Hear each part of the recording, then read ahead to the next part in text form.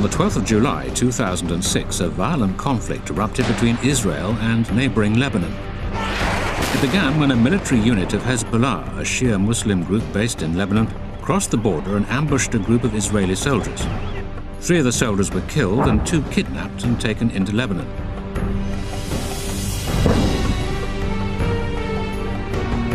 Israeli troops attempted a rescue of the abducted soldiers but were unsuccessful.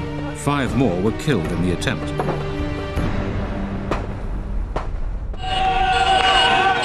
Hezbollah is widely supported by Lebanese Muslims. It provides welfare for the poor and is credited with driving Israeli forces out of Lebanon after 18 years of occupation. Leader Hassan Nasrallah said the only way Israel would get its soldiers back would be to trade them for political prisoners held in Israeli jails. Because of the delicate political balance in the country, the Lebanese government did not get involved. Israel took this as support for Hezbollah. The Lebanese people were to pay dearly. Israel bombarded Lebanon from air, land and sea. They mounted an air and naval blockade and a ground invasion of southern Lebanon.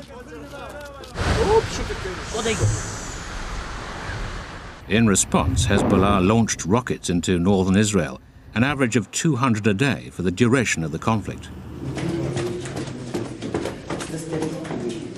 Israeli civilians were advised to take to their cellars for safety. One hospital evacuated its patients to the basement. In all, 44 civilians were killed in Israel.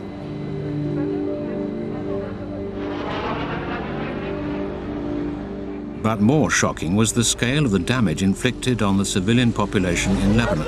1 million people were forced to flee their homes. Men, women, children, everything from this village coming.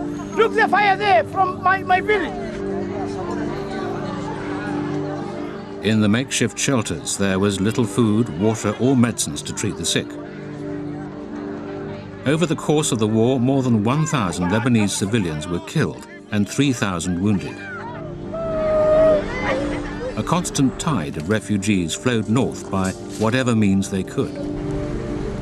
Many villages in southern Lebanon were reduced to rubble.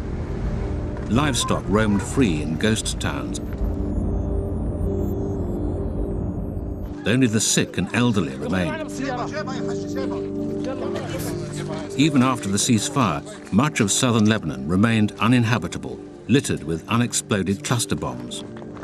The devastation turned the clock back 20 years. A United Nations brokered ceasefire went into effect on the 14th of August 2006. But Lebanon remained vulnerable. Questions were asked about Israel's military strategy, and the only winner appeared to be Hezbollah.